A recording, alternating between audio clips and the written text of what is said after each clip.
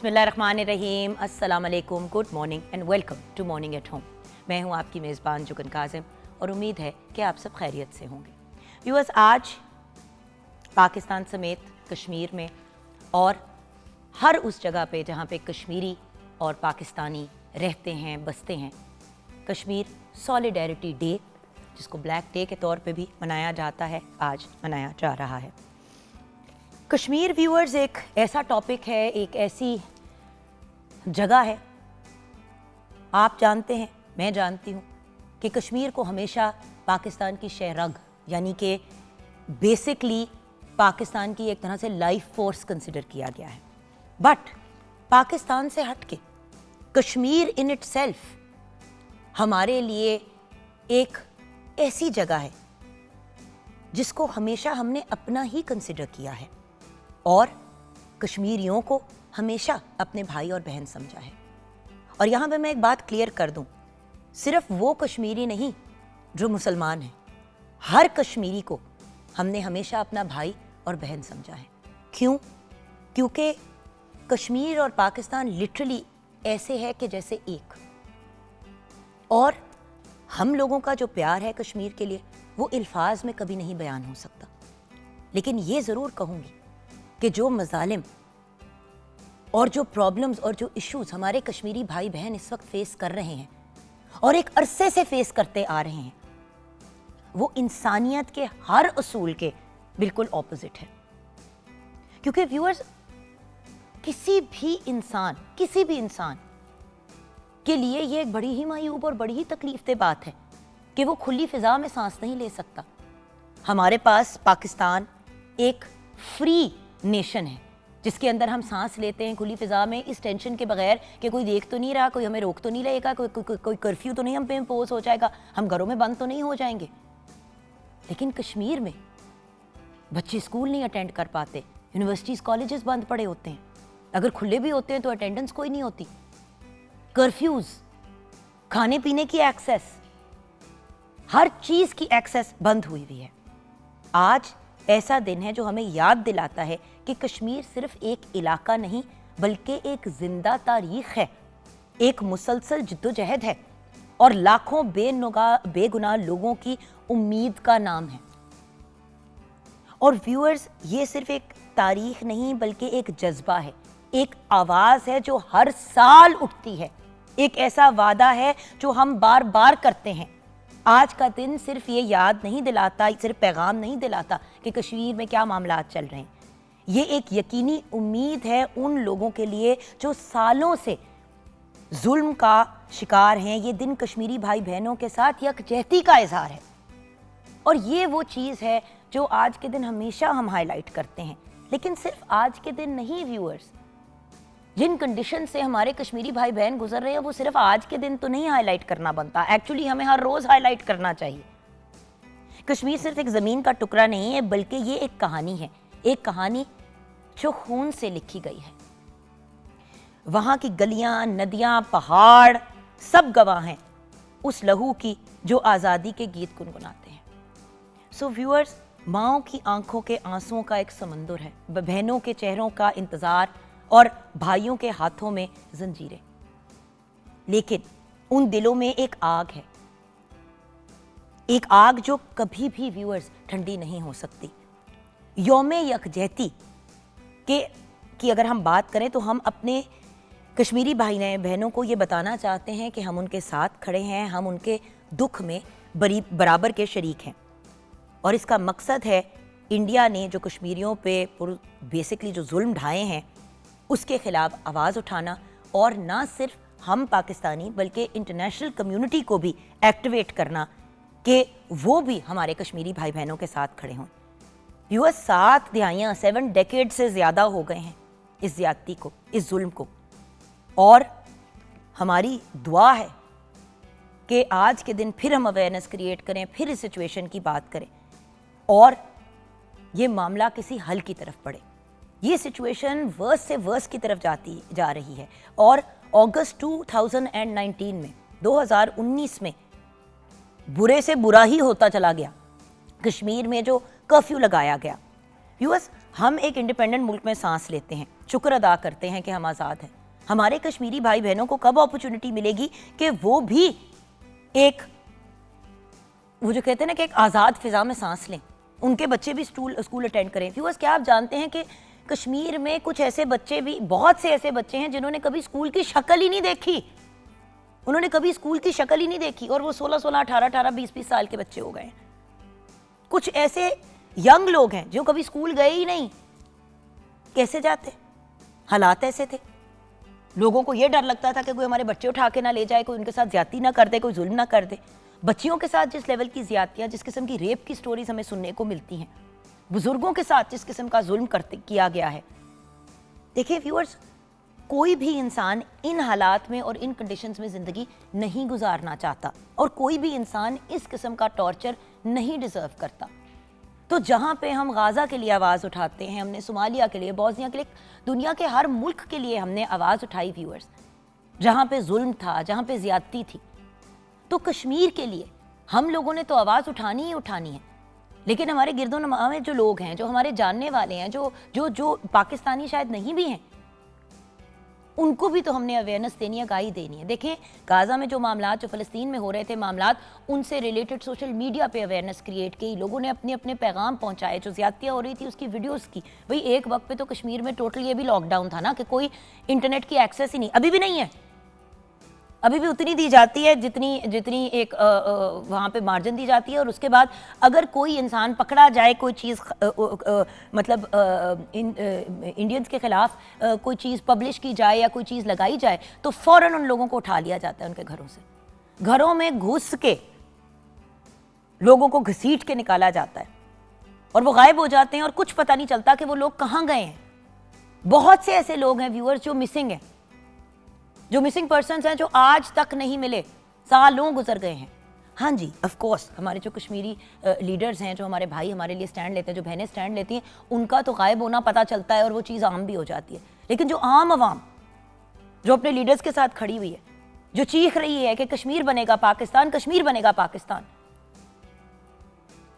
चलते फिरते लोगों को रोड से उठा लिया जाता है, घरों में घुस के रोडों से। मतलब वो घर, वो छत जिसको, जहाँ पे आप जाते हैं महफूज फील करने के लिए, अपने घरों में, अपने कमरों में, अपने बिस्तरों में लोग सेफ नहीं है व्यूअर्स। सोते हुए लोगों को घसीटते हुए ले गए, कुछ नहीं पता चला कहाँ गए, क्या किया उनके साथ, जिंदा भी हैं, मुर्दा हैं, कहाँ हैं, शहीद हो गए, क्या हुआ। और फिर जो पैलेट गन्स, और ये जो आप देख रहे हैं कि ये जो उन्होंने टेयर गैस, एक वक्त पे तो पैलेट गन्स, मतलब नॉर्मल लोग चल रहे हैं उनको पैलेट गन से मार रहे हैं। अब व्यूअर्स, पैलेट गन से बड़ा बुरा नुकसान भी हो सकता है। लोग सोचते हैं कि कुछ नहीं होता, लोग बच्चियां बच्चे अंधे हो गए क्योंकि उनकी आंखों के अंदर गोलियां मारी, लहू लुहान हो गए, जख्मी हो गए, किसी ने मतलब कुछ नहीं किया। लोग चीखते रहे, आवाज उठाते रहे। सो व्यूअर्स, आज के दिन भी, आज 5 फरवरी को छुट्टी का दिन नहीं आपने कंसिडर करके इस चीज़ को आगे लेके चलना। जिस तरह मेरे बच्चों के स्कूल में भी छुट्टी है आज 5 सितंबर की, उनको बताना भी है कि आज के दिन छुट्टी क्यों है, क्योंकि अगली जनरेशन जो आगे आ रही है उनको तो पता भी नहीं है इन चीज़ों का। उनको हम आगाही देंगे तो उनको पता चलेगा। अगेन 7 दहाइयाँ यानी कि 70 साल से ज़्यादा ये मामला चलते आ रहे हैं। सो हर जनरेशन को अवेयरनेस देना और उनको इंगेज करना। देखें, 70% से ज़्यादा हमारी, मतलब 70% के साथ 70% के करीब 30 साल से कम उम्र के लोग हैं। तो अब 30 साल से कम उम्र के बहुत से लोगों को ये तो पता है कि 5 फरवरी को कश्मीर डे होता है और कश्मीर में मामलात जो हैं वो ठीक नहीं है, मायूब है, लेकिन अवेयरनेस कौन देगा? मेरी रिक्वेस्ट है उन सब माँ बाप से, उन सब बड़ों से जो इस वक्त प्रोग्राम देख रहे हैं कि बताएं अपने बच्चों को, क्योंकि सच्ची बात है फुटेज और दूसरी चीज़ें तो बहुत लिमिटेड है, हमें एक्सेस ही नहीं मिलती, उनको एक्सेस नहीं मिलती। सो अगर हम चाहते हैं कि कश्मीर एक दिन पाकिस्तान बने और हमारे कश्मीरी भाई बहन एक आज़ाद फ़िज़ा में सांस लें और ये मज़ालिम एंड करें और जो ज़्यादतियाँ हुई हैं उनके साथ उसका कोई अजाला, कोई उनको कुछ तो उसका बेनिफिट मिले, तो हम लोगों को आवाज़ उठानी पड़ेगी और हर लम्हे हर सांस ये पुकारना पड़ेगा कि कश्मीर बनेगा पाकिस्तान इंशाअल्लाह। आइए व्यूअर्स, किचन की तरफ पढ़ते हैं। हमारे साथ शेफ़ फ़खरुन्निसा हैं। अस्सलाम वालेकुम। वालेकुम अस्सलाम, कैसी हैं आप? अल्लाह का शुक्र। हाँ जी, आज ब्लैक डे के तौर पे 5 सितंबर को मनाया जा रहा है यौम यकजहती भी से। लेकिन मैं अभी यही सोच रही थी कि हम लोगों ने, क्योंकि ये हमारे जिस्म का हिस्सा है, जैसे पाकिस्तान का एक हिस्सा है कश्मीर, हम उसको ऐसे ही कंसिडर करते हैं। हम इसमें से मतलब हम अपने कोई जिस्म के किसी पार्ट को, अगर आपका कोई ज़ख्मी है या कोई तकलीफ़ में, आप उसको भूल नहीं सकते हैं। वो लोग कितनी देर से वो लोग इस तकलीफ़ से गुजर रहे हैं, हमें इसको भूलना चाहिए भी नहीं है। आज का सोशल मीडिया का दौर है, हमें अपने हर प्लेटफॉर्म पर इस चीज़ को बार बार जो है इसकी आवाज़ उठानी चाहिए, क्योंकि जुल्म के खिलाफ आवाज़ उठाना भी जो है ना हक़ का साथ देना ही है। हम लोग इस चीज़ को भूलना चाहिए नहीं, हमें अपने बच्चों को भी बताना चाहिए ताकि आगे नस्लों तक ये बात जाए। और हम कश्मीरी लोगों के लिए उनके जो है उनके साथ हम खड़े हैं, तो इस चीज़ का हमें हमेशा जो है ना साथ देना चाहिए। हमें अपने कश्मीरी भाई बहनों के साथ खड़ा होना है। व्यूअर्स, बात बड़ी सिंपल है। अगर हम चाहते हैं कि कोई रियल और जेन्युइन चेंजेस आए, इंटरनेशनल कम्युनिटीज़ भी नोटिस लें, तो आपको भी पता है कि व्यूअर्स जितनी ऊंची आवाज़ उठाओगे उतने ही गौर से लोग आपकी बात सुनते हैं। कितने कितने केसेस हैं जहाँ पे किसी बच्ची के साथ ज़्यादती हुई, कोई और चीज़, कोई ऐसा मामला हुआ जहाँ पे किसी की डेथ हो गई, मतलब कोई ऐसा मायूब इंसिडेंट हुआ, और उसके ऊपर जब लोगों ने मिल के अवेयरनेस क्रिएट की, तो आपको भी पता है और मुझे भी पता है कि ना सिर्फ पाकिस्तान में बल्कि इंटरनेशनली भी उस पर नोटिस लिया गया। तो व्यूअर्स, हमने आवाज़ उठानी है। अगर पाकिस्तान का हर बंदा जिसके पास सोशल मीडिया की एक्सेस है वो कश्मीर के लिए आवाज़ उठाएगा और उसके ख़िलाफ़ जो मज़ालिम जो हो रहे हैं उसके ख़िलाफ़ आवाज़ उठाएगा, तो कैसे हो सकता है कि ये चीज़ें नोटिस में नहीं आएंगी। व्यूअर्स, ब्रेक की तरफ जाएंगे, ब्रेक के बाद वापस आएंगे, शेफ़ फ़खरुन्निसा के किचन में मुलाकात होगी। आप हमारे साथ रहिएगा।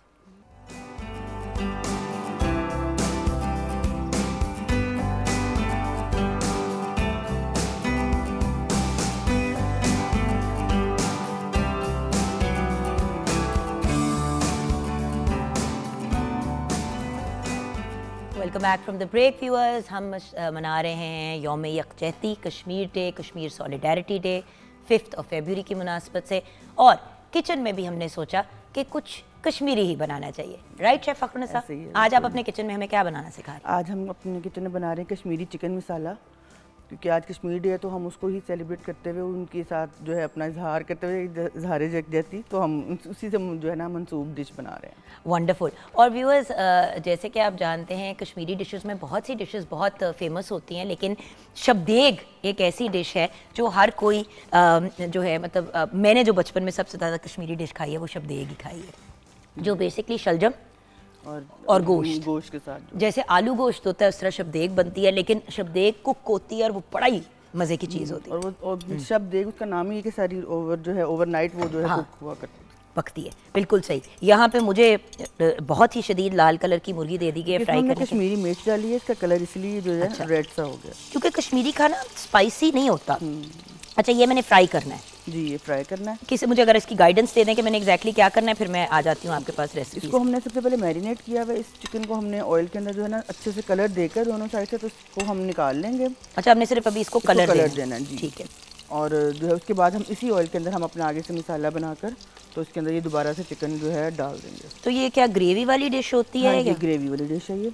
अच्छा, तो थोड़ा सा इसको फ्यूजन किया गया, एग्जैक्ट कश्मीरी डिश तो नहीं है ये, कहूँगी इसको मैं, कि क्योंकि उनके अंदर ज़्यादा स्पाइसीज नहीं होते हैं। हमने अपने थोड़ा सा इसको टेस्ट बर्ड्स के मुताबिक जो है इसको जो है, क्योंकि ये डिश बहुत वायरल भी चल रही थी तो हमने कहा इसको भी ट्राई करते हैं। अब इसको कश्मीरी इसलिए तो नहीं कहते क्योंकि उसका मसाला कश्मीरी है? हाँ जी, बस इसी वजह से इसको कश्मीरी कहा जाता है। बिल्कुल सही। तो मैं यहाँ पे अपनी फ्राइंग की तरफ आ जाती हूँ। 2 पोर्शंस में हम इसको फ्राई करेंगे ताकि हमारी चिकन जो है वो क्योंकि चिकन अपना पानी भी छोड़ती है व्यूअर्स, तो इसलिए अगर इसको हमने सिर्फ कलर देना है, राइट जी। सो अंदर से तो हमने उसको नहीं कुक करना, कलर दे के उसको कुकिंग के लिए डाल दें जस्ट सो दैट उसका थोड़ा सा तिक्का टाइप लुक आ जाए। अच्छा, आप अपनी इंग्रेडिएंट्स की तरफ आ जाए। सबसे पहले हम उसकी जो इंग्रेडिएंट्स है आपसे शेयर कर रही हूँ। चिकन लिया है हमने 1 किलो, अदरक लहसुन का पेस्ट 2 खाने के चम्मच, हल्दी पाउडर 1 चाय का चम्मच, कश्मीरी मिर्च 3 चाय का चम्मच, नमक हस्बे जायका, घी लिया है 4 खाने के चम्मच, तेल 4 खाने के चम्मच, तेज़पत्ता 2 अदद, लौंग 4 अदद, हरी इलायची 4 अदद, दालचीनी 1 टुकड़ा, प्याज 4 अदद, टमाटर की प्यूरी 4 अदद, हल्दी पाउडर 1 चाय का चम्मच, गरम मसाला 2 चाय का चम्मच, सुरख मिर्च पाउडर 2 चाय का चम्मच, हाँ जी, सुरख मिर्च का पाउडर 2 चाय का चम्मच, धनिया पाउडर 3 चाय का चम्मच, जीरा पाउडर 1 चाय का चम्मच, दही 1 कप, और हरा धनिया जो है गार्निश के लिए हम लेंगे। बिल्कुल सही। इसको हमने जो चिकन को ना हमने अदरक लहसुन का पेस्ट नमक, कश्मीरी मिर्च और हल्दी के साथ इसको मैरिनेट कर लिया था आधे घंटे के लिए। अच्छा। और अब इसको हम फ्राई करके निकाल लेंगे और देन इसका आगे से हम इसी ऑयल के अंदर हम जो है पहले प्याज को हल्का सा करेंगे और ये जो खड़े मसाले हैं हमारे वो सारे डाल के उसको अच्छी तरह से फ्राई कर लेंगे। देन हम उसमें टमाटर डाल देंगे और बाकी सारे स्पाइसेस डाल के भून लेंगे अच्छे तरीके से। जब भुनाई हो जाएगी तो इस चिकन को हम डाल के लास्ट में इसमें दही डाल के और इसको बस कवर करके थोड़ी देर कुक करेंगे और हमारा जो है जल्दी से बनने वाला जो है कश्मीरी चिकन तैयार है। बिल्कुल। और व्यूअर्स, वैसे भी आपको पता है कि अब आगे कल से इंशाल्लाह बसंत की तैयारियां, मैं आपको सच्ची वैसे बात बताऊं व्यूअर्स, बसंत तो ऑलरेडी मुझे गुड़ियाँ जो है ना इधर उधर नज़र आ रही हैं। लोग ना थोड़ा थोड़ा जो है वो अपनी फनकारियाँ जो है ना वो करनी शुरू हो गए हैं। लेकिन एक बात है व्यूअर्स, कुछ एरियाज है जहाँ पे अलाउड नहीं है, जैसे एयरपोर्ट का पास का एरिया और कुछ ऐसे एरियाज, तो उस पॉइंट ऑफ व्यू से आपने बड़ी ख़ास व्यूअर्स एहतियात करनी है कि ये देख लें कि कहीं आपका घर या आपका जो एरिया जहाँ पे आप रहते हैं वो उस जगह पे तो नहीं आता जहाँ पे आपने एहतियात करें। आपकी क्या तैयारियाँ हैं? तैयारियां तो फुल जोबन पे चल रही हैं। बच्चे इतने एक्साइटेड हैं, उनको पता कुछ नहीं है, लेकिन बस देख देख के, क्योंकि गुड्डियाँ खरीदी गई हैं। हमारी जो है टीम ने हमें जो है फर्स्ट से अलाउ कर दिया हुआ था कि गुड्डियाँ खरीद के आप घर पर रख सकते, तो अब वो क्योंकि आ चुकी हैं घर पर, बच्चे भी इसको देख देख के बड़े एक्साइटेड हैं कि ये अब क्या होगा। आप कितने सालों के बाद ये जो है जो इतना मज़ेदार सा इवेंट दोबारा बनाया जा रहा है। मेरा ख्याल है कि जो हमें हमारी सीएम ने या हमारी गवर्नमेंट ने जो रूल्स फॉलो करने को कहा है ना, आई थिंक उसको ज़रूर फॉलो करें ताकि इसमें कोई बदमज़गी ना पैदा हो।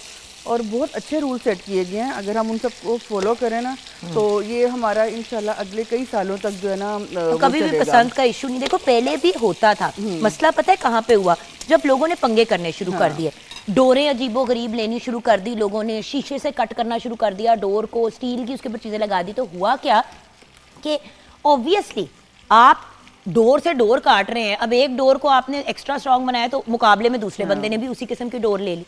तो इन चीज़ों से इज्तनाब करना है, क्योंकि देखें गुड़ियाँ उड़ानी है, इंजॉय करना है, जान तो नहीं लेनी। कोई आप अल्लाह माफी दे जंग में तो नहीं जा रहे। ऐसे ही हमने इसको मज़े को ना वो एक उसमें अपना बना लिया हुआ था कि जी जिसकी ज़्यादा अच्छी डोर होगी वो पतंग कटेगी, लेकिन पतंग के साथ साथ और बहुत सारे नुकसान हमें फेस करने पड़े। किसी का भी कोई बहन भाई या कोई इस तरह का इशू आया तो वो सब हम एक ही हैं, ये हमारे घरों के ही मसले हैं, कोई भी इसमें आ सकता है। तो एहतियात से क्यों ना इन कामों को करें ताकि हमारे बच्चे भी, हमारी नस्लें भी इन चीज़ों को एंजॉय करें। कितना मज़ा आता था जोगिन की जब हमारे कॉलेज स्कूल में ये इवेंट होता था, कल्चरल डे ईद की तरह मनाया जाता है। यार मैं एक बात बता, वही तो बात है, it was literally like we was बसंत। ऐसे लगता था जैसे 3 दिन हम ईद मनाते हैं उसी तरह हम लोग बसंत मनाते थे पंजाब में। सो माय पॉइंट इज के पाकिस्तान पूरा ही हमारे लिए बहुत बहुत बहुत इम्पोर्टेंट है, लेकिन बसंत और पंजाब में जो बसंत का एक एटमॉस्फेयर होता था ना व्यूअर्स, उससे इतने ज़्यादा लोग आते थे। मुझे याद है कि बाहर से कितने लोग आते थे, वेस्ट से गोरे आते थे, अक्रॉस द बॉर्डर से भी लोग आते थे। खैर अब तो वो मामलात ही नहीं रहे, लेकिन अभी भी आपको पता है कितने लोग बाहर से आ रहे हैं, कितने पाकिस्तानी जो हैं वो ट्रैवल करके टिकट्स लेके आ रहे हैं। मतलब मेरी हमारे कुछ जानने वाले हैं, वो एक्चुअली उन्होंने अपनी इंग्लैंड से टिकट बुक करवाई हुई है। आउट ऑफ सिटी से कितने लोग आ रहे हैं? आप आउट ऑफ सिटी कह रही है, आउट ऑफ कंट्री लोग मुल्क से बाहर से आ रहे हैं। बस वही बात है कि लोगों को ये चीज़ें जो है जिन्होंने ये देखा हुआ टाइम, हमारे बच्चों ने तो नहीं देखा, लेकिन अब उनको मैं बता रही थी कि इसको इस तरह से सेलिब्रेट करना है, मम्मा ईद की तरह कपड़े पहनने हैं। मैंने कहा हाँ बेटे, ईद की तरह मेहंदी लगवाएंगे, चूड़ियाँ पहनेंगे, इसको बड़े अच्छे से हम सेलिब्रेट करेंगे। बिल्कुल हाँ। सो बात ये है कि ये चीज़ें बड़ी इंपॉर्टेंट है याद रखने को व्यूअर्स के। देखें हम लोगों ने जो चीज़ें एंजॉय की, अब ये निकाल दो, हाँ जी, ये हो गया। हाँ, हमने जिस तरह अपने वक्तों में एंजॉय किया, व्हेन वी वर यंगर, हमारे बच्चे भी डिजर्व करते हैं कि वो भी थोड़ा सा एंजॉय करें और वो भी ज़िंदगी को उस अंदाज में देखें जिस तरह हमने देखा हुआ है। लेकिन उसमें सबसे इम्पॉर्टेंट चीज़ जो होती है वो यही होती है कि सेफ्टी एंड सिक्योरिटी। और यहाँ पे मैं मरियम नवाज शरीफ साहिबा को बहुत ज़्यादा क्रेडिट इस बात का भी देना चाहूँगी कि आप देखें कि उन्होंने वो काम कर दिया जो बाय द वे बड़ी दफ़ा कोशिश भी की गई कि रीस्टार्ट करें, नहीं कर पाए, कर ही नहीं पाए, बिकॉज वो मामलात ही नहीं कुछ ऐसे बन रहे थे। जो बाइक के ऊपर रोड लगाए गए, कितना अच्छा इनिशिएटिव लिया गया यार, कितनी ब्रिलियंट चीज़। और हर बाइक पे मैंने लिटरली अभी आ रही थी तो सारी मतलब कोई ऐसी बाइक मुझे नज़र नहीं आई, इनके लोगों ने भी इसको बहुत अच्छे से फॉलो किया और उसको इम्प्लीमेंट बहुत अच्छे तरीके से किया गया। किसी को ये इशू नहीं आया कि हमें तो मिला नहीं या हम। मैं आपको एक बात बताऊं, हमारी पाकिस्तानी आवाम बहुत अमेजिंग है। आप कोई भी अगर रूल्स और इस तरह की चीज़ें इम्प्लीमेंट करते हैं, आप बता देना। बात ये होती है कि आप अगलों को बता दें कि उनसे रिक्वायरमेंट क्या है, उसके बाद आप गिले शिकवे करें ना। हम लोग तो यही नहीं बताते कि हमारी अगलों से रिक्वायरमेंट क्या है, तो ये भी तो एक प्रॉब्लम होती थी। अब देखिए मैम ने बड़ा क्लियरली डिफाइंड है कि कौन के क्या क्या रूल्स हैं इन प्लेस, आपको पता है कि क्या रूल्स हैं इन प्लेस, वो स्टेट भी किए गए। और मैडम ने, आप अगर मैम के इंस्टाग्राम पे जाएं, मैं फॉलो करती हूँ मैम को, आप भी ज़रूर, आपको कहूँगी कि आप भी मरियम नवाज शरीफ साहिबा को फॉलो करें इंस्टाग्राम पे। उन्होंने बाकायदा अपने इंस्टाग्राम पे प्रॉपर स्पीच दी है और पूरी एक्सप्लेन की है कि इन चीज़ों का आपने ख्याल करना है, उन्होंने खुद किया एक्सप्लेन, और बार बार इस चीज़ को बड़ा एलेबोरेट करके कि कोई ये मतलब कि ऐसी वर्ड्स में नहीं यूज़ किया गया, कोई इंग्लिश स्पीच नहीं की गई कि लोगों को समझ ना आए, बहुत अच्छे से हर चीज़ को खोल के वाजे किया गया, वाजे किया गया। और आपके कोई सवाल जवाब है, आपके एरिया इलाके के गवर्नमेंट ऑफिशियल सारे आपको गाइड करेंगे, सारे ही बड़े एक्साइटेड है जी ऐसे ही है। और मतलब आई बी ऑनेस्ट, हम कितने एक्साइटेड है, कराची से कितने लोग आ रहे हैं। मेरी बात हो रही थी अपने दोस्त रासिक इस्माइल से, रासिक ने कहा वो भी आ रहा है, सोनिया हुसैन भी आ रही है, हमारी बहुत बड़ी आर्टिस्ट है। अच्छा, सबा से मेरी बात हो रही थी, सबा कमर से, सबा कहती है कि यार मैं भी, उनकी चल रही है उधर इस्लामाबाद में शूट, वो क्या है उसका नाम, मुआम्मा, हाँ मैं हर बार गलत नाम बोलती हूँ, मुआम्मा। और bye the way what a brilliant performance. मैं बात कहती, मैंने कहा सबू क्या प्लान है, तो इंशाल्लाह 7 को इंशाल्लाह सबा से मुलाकात होगी, तो हमने, वो अपनी फैमिली ला रही है, मैं अपनी फैमिली। सो बात ये कि बहुत सी जगहें हैं जहाँ पे, अच्छा एक बात मैं यहाँ पे ज़रूर कहूँगी व्यूअर्स, कुछ लोगों ने ना इवेंट्स रखे हैं, एज इन उन्होंने ना पेड इवेंट्स रखे हैं, ज़रूर जाएं, लेकिन व्यूअर्स ट्रस्टेड लोगों के इवेंट्स पे जाएं, ये मैं आपको ज़रूर कहूँगी। कुछ लोग होते हैं जो वैसे ही ना, उन्होंने देखा कि एक अपॉर्चुनिटी है, चलो हम लोग अपनी, हमारे पास छत है या किसी ने रेंट पे छत लेके इस तरह का इवेंट वगैरह किया, ज़रूर करें। कुछ लोगों ने बड़े बड़े हज़ारों लाखों लोगों के इवेंट्स भी रखे हुए हैं जहाँ पे लोग आके गेस्ट भी आ रहे हैं, कर सकते हैं। नहीं मैंने कहा गेस्ट भी आ रहे हैं, आप गेस्ट के तौर पे भी आ रहे हैं, लोग टिकट्स भी खरीद रहे हैं। टिकट के पॉइंट ऑफ व्यू से ये कहूँगी कि भाई प्लीज़ ट्रस्टेड बंदे से लें और ट्रस्टेड जगह से टिकट्स और पासेस लें, ये ना हो कि आप मौके पे वहाँ पे पहुँचे तो वहाँ पे कुछ हो ही ना रहा हो। ऐसे ही है, क्योंकि लोग जो है ना, जिन्होंने करना है वो तैयारी में भी बैठे होते हैं कि जी बिल्कुल, तो ये आप मैं निकाल लूँ जी, ये निकाल लें क्योंकि ये लेग पीस हैं तो ये बड़े जल्दी कुक हो जाएंगे। हाँ जी, तो ये अब हमने इसमें से मसाला, जहाँ मैं आपको कहा था ना इसमें फिट नहीं आना, तो मेरी गाल नहीं सुन रही। हाँ, अब इसके अंदर हमने क्या मसाला डाला, बातों में इतनी महब हो गई थी कि तुसी भूल गए कि मैं तो मैंने तुसी ये भी देना है। अच्छा, अब इसके अंदर मैंने क्या डालना है, हम ये प्याज डालेंगे, प्याज डालेंगे इसके अंदर। अब आप देखेंगे अगर अंदर, तो इस पैन के अंदर ऑलरेडी मसाला लगा हुआ है चिकन का, पूरा डाल दूं प्याज, ये पूरा प्याज डाल दूं, ये पूरा का पूरा प्याज इसमें जाएगा।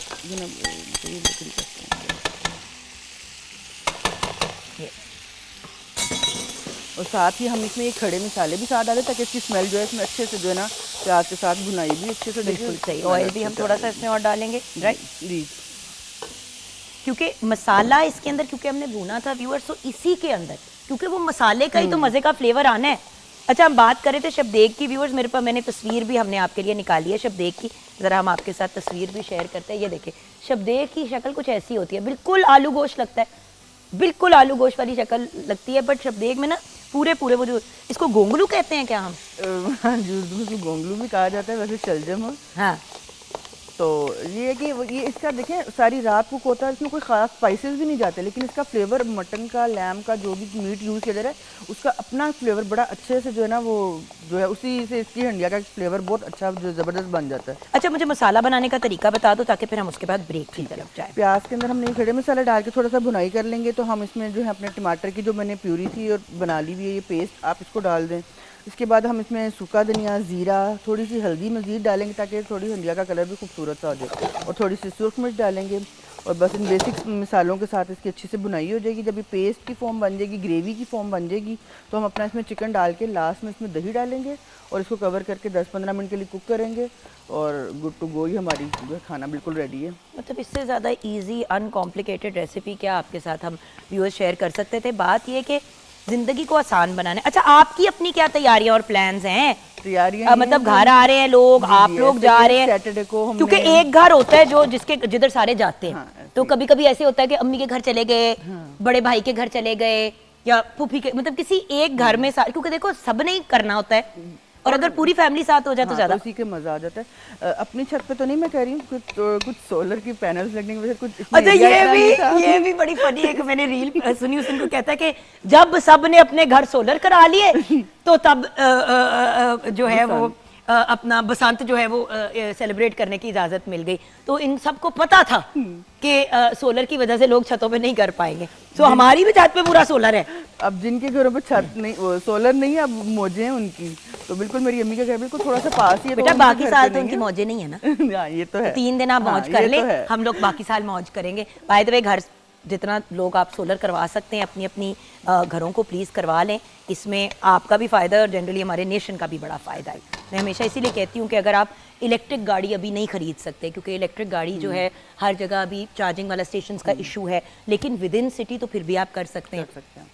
सो अगर आप इलेक्ट्रिक गाड़ी की तरफ नहीं भी जाते तो कम से कम हाइब्रिड की तरफ जाएं।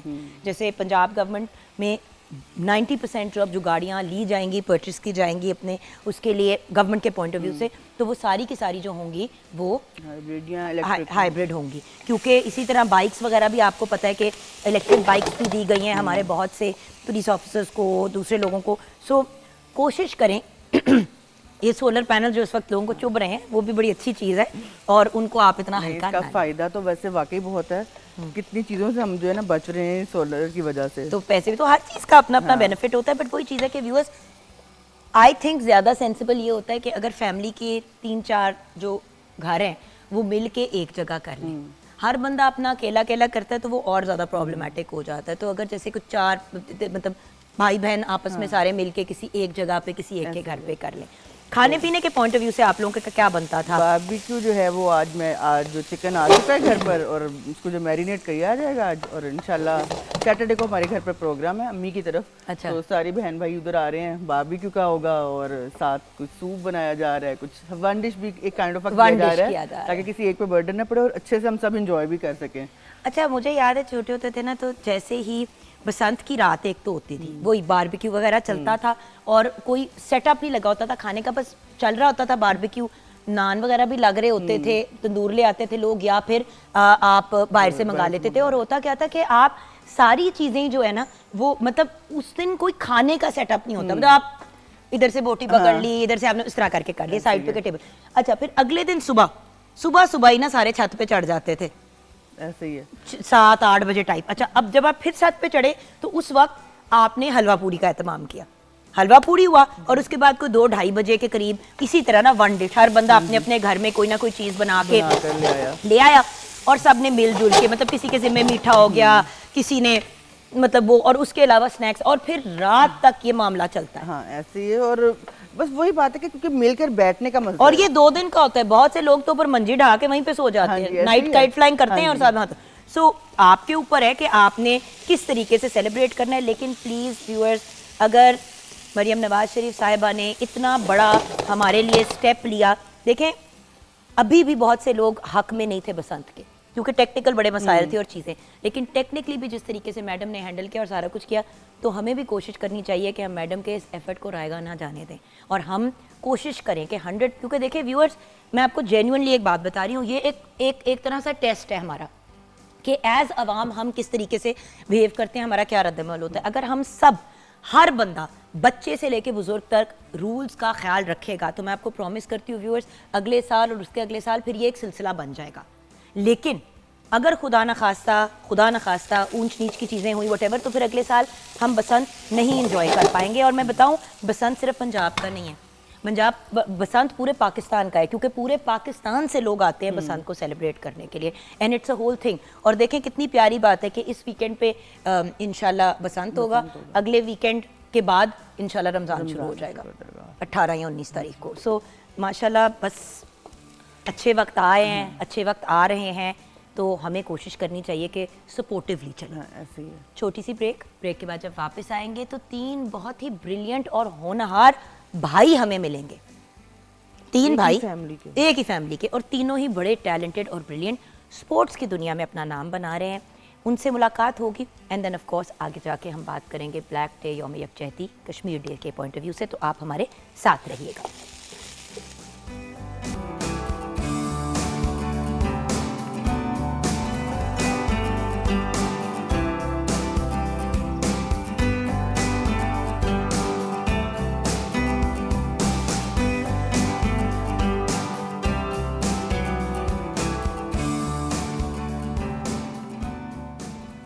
Welcome back from the break viewers. जैसे कि आप जानते हैं, हमारी हमेशा कोशिश होती है कि अपने प्रोग्राम पे उन लोगों को बुलाएं, उन यंग लोगों को बुलाएं और इनकरेज करें जो नेशनल या इंटरनेशनल लेवल पे ऐसे काम कर रहे हैं जिससे हमारे मुल्क का नाम भी रोशन होता है और जो खुद in their own right high achievers हैं। तो आज हमारे साथ एक नहीं, दो नहीं, 3 भाई हैं और तीनों भाई ही बहुत ही ब्रिलियंट स्विमर्स हैं। सबसे पहले मोहम्मद अयान काशिफ जो 15 साल के हैं, Punjab leading swimmer in his age group पिछले 7 सालों से कंसिस्टेंटली रिप्रेजेंट करते हैं पंजाब को नेशनल लेवल चैंपियनशिप्स पे। अस्सलाम वालेकुम। वालेकुम अस्सलाम। और आप अब इंटरनेशनल लेवल पे भी कम्पीट कर रहे हो, जी। Right? Then we have with us Mohammad Mohtasham Kashif. सही नाम कैसे बोलते हैं? मोहतशम, सॉरी, हाँ, Mohammad Mohtasham Kashif. By the way मैंने ब्रेक में सही बोला था, ब्रेक के बाद आने के बाद गलत बोल दिया। बहुत ही खूबसूरत नाम बाय द वे तीनों भाइयों के रखे गए हैं और नाम से आपको पता है व्यूअर्स बड़ा फ़र्क पड़ता है। और जब 3 इतने अच्छे अच्छे नाम रखे तो फिर बच्चों की आप देखें level of qualifications and consistency अपने स्पोर्ट के एरिया में एंड तालीम के एरिया में भी। एंड ऑफ कोर्स सारा क्रेडिट जाता है, सारा तो नहीं, 50% तो पेरेंट्स को जाता है और 50% आपको, क्योंकि वो पुश ना करते तो फिर यहाँ कैसे पहुँचते। जी बिल्कुल। अब पेरेंट्स बेचारे क्या क्या करते हैं इन लोगों को यहाँ पहुँचाने के लिए, वो हम इन्हीं से ही पूछेंगे कुछ लम्हों में। तो आप बेटा पंजाब के बेस्ट स्विमर अपनी एज कैटेगरी में पिछले 4 साल से, correct? Then we have with us Mohammad Aban Kashif. Mohammad Aban जो हैं वो 10 साल के हैं और पंजाब के टॉप स्विमर्स की अगर हम बात करें तो उनमें इनका नाम आता है और पिछले 2 साल से अपनी एज कैटेगरी में टॉप पे आ रहे हैं, करेक्ट? जी। कैसे हो मेरा बेटा? ठीक। नर्वस लग रहे हो थोड़े से, ऑनर आने के लिए ज़रा परेशान थे? नहीं, अच्छा वो ज़रा चिल है ना हमारा। Is he the youngest? Yes. तीनों 3 भाई बहन या बहनें हैं कोई? नहीं, बस 3 भाई। 3 भाई, माशाल्लाह। अच्छा, ओके, सो दैन आपसे बात का आगाज़ करते हैं। स्विमिंग पाकिस्तान में यूजुअली, क्योंकि घरों में स्विमिंग पूल्स नहीं होते हैं और पूल्स की एक्सेस भी इतनी नहीं होती है, तो स्विमिंग की तरफ ज़्यादातर यंग लोग नहीं जाते। और बॉयज़ की बात करें तो क्रिकेट, आजकल फुटबॉल की बड़ी फनकारी चल रही है और हॉकी क्योंकि नेशनल स्पोर्ट है। स्विमिंग की तरफ कैसे रुझान हुआ? स्विमिंग बेसिकली हमारा स्कूल का समर कैंप था इन 2017, तो उसके अंदर मैंने रजिस्टर किया फॉर स्विमिंग और वहाँ पे हमारे। अच्छा, पहले भी स्विमिंग करते थे? देखो स्विमिंग आनी भी तो चाहिए ना बेटा। नहीं, स्विमिंग एज मेरे ख्याल से वो एज अ शौक मैंने उसे रजिस्टर किया था कि मैंने स्विमिंग सीख लिया, क्योंकि as a life saving skill, swimming life saving skill. अच्छा, आपको स्विमिंग नहीं आती थी? नहीं, 2017 में मैंने पहली दफ़ा पूल देखा था और पहली दफ़ा पूल में उतरा था। Wow, how interesting. अच्छा ठीक है, सो वो पहली दफ़ा, सो ये नहीं है कि आप जब 2 साल के थे तो आपको पूल में फेंक दिया जिस तरह, दिस इज समथिंग जो आपने, ये आपका अपना इनिशिएटिव था? जी। पेरेंट्स ने नहीं कहा? नहीं, पेरेंट्स ने सिर्फ कहा था कि समर कैंप है, हेल्दी एक्टिविटी की कोई भी स्पोर्ट सेलेक्ट कर लो, और मैंने स्विमिंग चूज़ की। But when you chose swimming, घर वालों ने क्या कहा? ऑब्वियसली जब छोटे से नहीं सिखाया था, अभी कितने साल हो गए हैं इस बात को? अब almost 9 years। 9 years, so you were 6 years old at that time? Yes. 6 साल के थे। ऑलमोस्ट 7। ऑलमोस्ट 7। तो जब आपने उनको कहा कि आपने स्विमिंग करनी है तो उस पर क्या कहा पेरेंट्स? पेरेंट्स ने बस कहा था कि एक हेल्दी एक्टिविटी है, जो स्पोर्ट चूज़ करनी है करो, और मैंने स्विमिंग चूज़ की और वो हमेशा से सपोर्टिव थे। क्योंकि वो स्विमिंग, पानी डूबने का बड़ा फेयर होता है ना पेरेंट्स को, ये भी तो होता है कि कुछ खुदा ना खास्ता हो ना जाए, तो उस पॉइंट ऑफ व्यू से चिल थे नहीं, उससे उनका था कि बस एक हेल्दी एक्टिविटी है और उससे प्रमोट करना, वो हमें हमेशा से सपोर्ट करते आ रहे हैं। बट दैन स्विमिंग तो आपने शौकिया फनकार शुरू की थी, तो यहाँ तक कैसे पहुँच गए? माशाल्लाह। हमारे कोच थे उसी समर कैंप में, उन्होंने हमें कहा कि your body has a natural flow, तो उसी की वजह से मैंने कहा कि स्विमिंग परसू करते हैं। तो वहाँ पे एक कंपटीशन पे उन्होंने हमें जाने के लिए इनकरेज किया और हम जब वहाँ कंपटीशन पे गए तो हमें पता नहीं था कि वो एक इंटरनेशनल मतलब नेशनल कंपटीशन हो रहा है, ऑल पाकिस्तान इंटर स्कूल। अच्छा। लेकिन हमें जब पता चला कि कम्पिटिटिव स्विमिंग भी होती है और फिर उसके बाद जब हमने ट्रेनिंग स्टार्ट की तो हमें बाद में कोई साल बाद पता चला कि वो तो ऑल पाकिस्तान इंटर स्कूल हो रही थी जो हमने पार्टिसिपेट किया था। हम से मुराद कौन? आप और पेरेंट्स, या इस स्टेज पे आप भी बेटा इन्वॉल्व हो चुके थे? नहीं, वो तो भी बेचारा 3-4 साल का होगा, छोटू सा। मैं और मेरे पेरेंट्स, आप हमें और parents। तब पता चला। अच्छा, फिर आपकी इन्वॉल्वमेंट कब हुई? जब मैंने देखा कि मेरा भाई स्विमिंग कर रहा है तो मुझे भी शौक हुआ कि मैंने पानी में जाना है। तो फिर वो जब मेडल्स जीतना शुरू हुआ तो मेरा नहीं भी तो स्विमिंग किसने सिखाई सबसे पहले?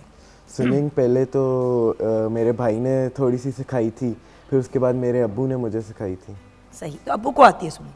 अब्बू को भी नहीं आती, वो सिर्फ उन्होंने स्विमिंग पढ़ी है लेकिन उन्होंने कभी खुद भी नहीं की। पानी में नहीं घुसे कभी? नहीं, अम्मी? अम्मी भी नहीं। क्या बात है यार, मतलब यूजुअली ऐसे होता है ना, उनको भी सिखाओ ना। वो तो अब उनको सिखा दो। अब उन 3 एक्सपर्ट स्विमर्स हैं, कितना मजा है वैसे। नॉर्मली माँ बाप बच्चों को सिखाते हैं, आप तीनों भाई अपने अम्मा अब्बा को सिखाओ। मैं चैलेंज दे रही हूँ इन गर्मियों में, I am giving you this challenge कि अम्मा अब्बा को स्विमिंग सिखा दो। अगली बार जब प्रोग्राम पे बुलाऊंगी तो अम्मा अब्बा को स्विमिंग आनी चाहिए। डन है? ये आपकी जिम्मेदारी, को इनकी भी तो आपने जिम्मेदारी ली है। अच्छा, फिर क्या हुआ पानी में? किस एज पे आप घुसे?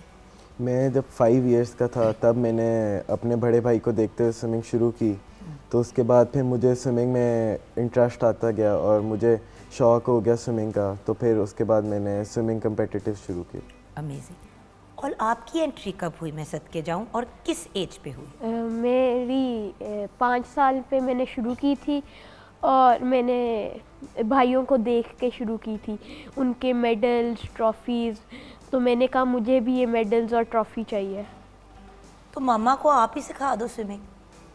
मामा मुझे सिखाती है, उनको कैसे सिखाऊं? सिखाती है लेकिन खुद पानी में नहीं जाती, ये क्या बात हुई?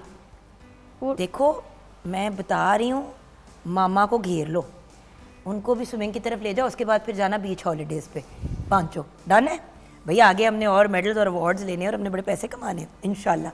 सो आप भी बस देख रहे हैं कुछ मेडल्स एंड अवार्ड्स। मैं चाहूँगी कि हमारे बच्चे ही हमें बताएं कि कौन कौन से मेडल्स अपने नाम कर चुके हैं। आपसे शुरू करते हैं बेटे। मैंने पिछले 7 साल से अपनी जो ऑल पाकिस्तान मैकडॉनल्ड्स चैम्पियनशिप होती है वो मैं कंसेक्यूटिव 7 ईयर्स से जीतता आ रहा हूँ। और रिसेंटली जो मैकडॉनल्ड्स की चैम्पियनशिप हुई थी उसमें मैंने 5 गोल्ड्स लिए। जो हमारी एज ग्रुप नेशनल चैम्पियन हुई थी अक्टूबर में, उसमें मैंने 4 गोल्ड्स और 1 सिल्वर मेडल 1 लिया। सिल्वर, हाँ। तो 7 एज ग्रुप रिकॉर्ड्स और 7 नेशनल एज ग्रुप रिकॉर्ड्स भी हैं आपके पास, क्योंकि ऑब्वियसली आप अपनी कैटेगरी में जीते रहे तो वो भी आपको मेडल मिलता रहा, तो 7 वो भी हैं। टोटल कितने होंगे यार? टोटल ऑलमोस्ट कभी गिने नहीं, जब 4 साल पहले गिने थे तब ऑलमोस्ट 200 थे, अब अराउंड 600-700 मेडल्स हैं। Yours alone? नहीं, तीनों के नहीं, मिला के हर एक मेडल अपने अपने। भाई अपना बताओ, अपने कितने होंगे अभी तक? ऑलमोस्ट 250-300 होंगे। माशाल्लाह। Your turn mister. क्या क्या अवार्ड्स, कौन कौन से मेडल्स, कौन कौन सी चीज़ें अपने नाम कर चुके हो? ये तो मुझे पता है कि आप 2 बेस्ट स्विमर का आपने गोल्ड मेडल जीता था अंडर 12 में, correct? National age group championship 2024। Yes. उसके अलावा इस साल की भी जो नेशनल्स थी उसमें मैंने 2 गोल्ड्स, 1 सिल्वर और 1 ब्रॉन्ज लिया है। और उससे पहले मैकडॉनल्ड्स हुई थी जो इंटर स्कूल था, उसमें भी मेरे 4 गोल्ड्स थे। Amazing, wonderful. और टोटल कितने होंगे? टोटल 200 के अराउंड। आपके भी माशाल्लाह। खैर क्योंकि एज डिफरेंस भी तो कम है ना, 2 इयर्स। अच्छा सर, आपके क्या हालात हैं? इस वाली नेशनल्स में मैंने 7 गोल्ड मेडल्स लिए और बेस्ट स्विमर बना हूँ अपनी एज ग्रुप का। अमेजिंग। और मैं 3 साल से पंजाब में बेस्ट स्विमर रहा हूँ। मैं सदके जाऊँ आपके, माशाल्लाह। ओके, पढ़ाई लिखाई के पॉइंट ऑफ व्यू से और दूसरे इंटरेस्ट क्या क्या? देखो स्विमिंग तो अपनी जगह, लेकिन स्विमिंग एक तरह से आप अपनी ज़ात के साथ और फिर लोगों के साथ compete करते हो। It's not a team sport भी होती है, ग्रुप्स भी होते हैं, बट आप लोग तो इंडिविजुअली करते हो ना अभी। सो मुझे ये बताओ कि उसके अलावा कौन से स्पोर्ट्स में इंटरेस्ट है, और अगर करते हो compete वगैरह, और पढ़ाई लिखाई ये सारी चीज़ें भी मेरे साथ शेयर करो। मैं राइडिंग भी करता हूँ और रनिंग भी करता हूँ। राइडिंग की मैं पाकिस्तान की शो जंपिंग की नेशनल टीम में भी हूँ। माशाल्लाह। और जो रनिंग है, रनिंग में अपने और आप स्कूल, तीनों एजुसोनियंस हो? जी, स्कूल के हद तक मैं रनिंग करता हूँ और 10 किलोमीटर्स के रन मेरा बेस्ट इवेंट है। माशाल्लाह। एंड पढ़ाई? पढ़ाई मेरे काफ़ी, क्योंकि अब तो वो स्टेज आ रहा है ना बेटे, डिसाइड हो ही चुका होगा कि ओज में क्या करना है, एज में क्या करना है, आगे का क्या है प्लान? अभी आगे मोस्ट प्रोबेबली इंजीनियरिंग का प्लान है। जो ग्रेड्स के वाले से मेरे अल्हम्दुलिल्लाह A और A स्टार्स आते हैं सिर्फ, और हाय ये वो वाला बच्चा है जिसका हर चीज़ ही परफेक्ट होती है, जिसकी वजह से बाकी बच्चों को बड़ी टेंशन होती है, राइट? ये वही है ना। और आप मिडल में हो मेरी तरह, you are a middle child, तो हर वक्त कंपैरिजन होता होगा। होता है ना। हम नहीं आपको पसंद करते थे, आई एम सॉरी, क्योंकि हम बड़े टफ बीच वाले सैंडविच हो जाते हैं ना। छोटा लाडू होता है, बड़ा वाला बड़ा होता है, बीच वाला बीच में फिस जाता है, राइट? सही कह रही हूँ ना? I feel you bro. अच्छा हाँ जी। तो ग्रेड्स वगैरह भी माशाल्लाह, तो इंजीनियरिंग की तरफ जाना है। Which engineering? Civil, electrical? अभी उससे कोई क्लोज नहीं किया कि बस यही करना है, अभी जनरल रखा है कि इंजीनियरिंग करना है। इंजीनियरिंग के जोन, वहाँ पे जाके पता चल जाएगा what you like and what you don't. What about you बेटा? मैं रनिंग में भी करता हूँ और मुझे कोडिंग और रोबोट्स का बहुत शौक है, एआई का। नाइस। सो आप उसके ऊपर उसी के अंदर आगे परस्यू करोगे? यस, एआई, रोबोट्स और कोडिंग की तरफ जाओगे। Done. What about you young man? मैं भी रनिंग करता हूँ भाइयों की तरह। अच्छा। और कोई फुटबॉल, क्रिकेट श्रिकेट कुछ नहीं और करते? नहीं, मैं फुटबॉल की टीम में भी हूँ अपनी स्कूल की। देखा ना, मुझे पता था, हो सकता है कि ना हो। और मैंने स्पोर्ट्स ही करनी है आगे। अच्छा, आगे जाके स्पोर्ट्स को ही परस्यू करना है। स्विमिंग को या किसी और चीज़ में भी जाओगे? Football most probably. Football and swimming दोनों को ही साथ लेके, देखो स्विमिंग तो कर ही रहे हो ऑलरेडी। वंडरफुल। अच्छा, अब ये बताओ कि आप लोगों की रूटीन क्या होती है? अक्सर लोग जब ऐसे लोगों को देखते हैं ना, ऐसे बच्चों को कि जो मतलब माशाल्लाह अवार्ड्स, मेडल्स, आप लोगों की ट्रेनिंग भी होती है, इतना कुछ होता है, तो आप लोगों की रूटीन क्या होती है बेटे? हम सुबह 5 o'clock उठते हैं, 5:30 हम पूल पे जाते हैं, 2 hour ऑलमोस्ट 1.5 hour का सेशन होता है टिल 7। उसके बाद हम 8 o'clock स्कूल, 8 o'clock से लेकर 2 o'clock तक हमारा स्कूल होता है। उसके बाद हम घर आते हैं, लंच करते हैं, थोड़ा से चेंज करके उसके बाद हम रनिंग पे जाते हैं। और रनिंग करने के बाद हमारे बीच में कुछ स्नैक्स लेके, थोड़ी देर रेस्ट लेके, पावर नैप्स लेके हम उसके बाद 6 o'clock हम फिर अपने सेकंड सेशन के लिए जाते हैं स्विमिंग के। वो 6 to 8 होता है, वो 2 hours का और होता ये है। कौन कराता है साथ साथ बेटा? ये हमारे अम्मी कराती हैं। अम्मी लेके जाती, तो अम्मी की ड्यूटी आप लोगों के साथ लगी हुई है। जी। ओके, बिल्कुल सही है। नहीं, किसी को तो वही वाली बात है ना व्यूअर्स, कि जब आपने इस तरह से अपने बच्चों को आगे लेके चलना है तो किसी एक पेरेंट को फिर करना पड़ता है। मैं सैक्रिफाइस इसलिए कहूँगी क्योंकि ये नॉर्मल रूटीन से हट के चीज़ें होती हैं। 3 बच्चे हैं, तीनों के चलो एक ही जगह पे जाने स्विमिंग, वो तो चलो हो गया, लेकिन अब उनका टाइम फ़र्क है, हो सकता है आपका टाइम फ़र्क हो, तो बहुत सी चीज़ें होती हैं जो व्यूअर्स मैनेज करनी होती है और मनूवर करनी होती हैं, और इसमें पेरेंट्स का बड़ा ही इंपॉर्टेंट रोल होता है। अच्छा, मामा का क्या रोल है आप लोगों की स्पोर्ट्स की दुनिया में, और अब्बू का क्या रोल है? मुझे स्विमिंग शुरू अब्बू ने ही करवाई थी और उन्होंने मुझे कम्पिटिटिव स्विमिंग में सिखाई थी। और अम्मी हमेशा जब भी कोई इवेंट होता है या कहीं लेके जाना होता है, और स्विमिंग के ट्रेनिंग और सारा कुछ अम्मी कराती हैं। क्योंकि कभी कभी 2 बिजी होंगे, एक नहीं होगा, कभी एक होगा बाकी दोनों नहीं होंगे, कभी आप होगे, मतलब इसी तरह होते हैं कॉम्पिटिशन्स। हर चीज़ में हर किसी की इन्वॉल्वमेंट तो नहीं होती। अच्छा, आपका सबसे यादगार कंपटीशन, सबसे यादगार आपका, सबसे पहले सबका अपना अपना होगा, सबसे यादगार एंड वाई। कुछ ऐसे होते हैं जो बड़ा बुरा एक्सपीरियंस होता है, कुछ होते हैं जो बड़ा अच्छा होता है। आपकी चॉइस है मोस्ट यादगार। मेरे लिए मेरा जो सबसे यादगार कंपटीशन होगा वो मेरा जब वही कंपटीशन होगा जिसमें मैं नेशनल चैम्पियन डिक्लेयर हुआ था, और वो 2021 की एज ग्रुप नेशनल चैम्पियंस थी।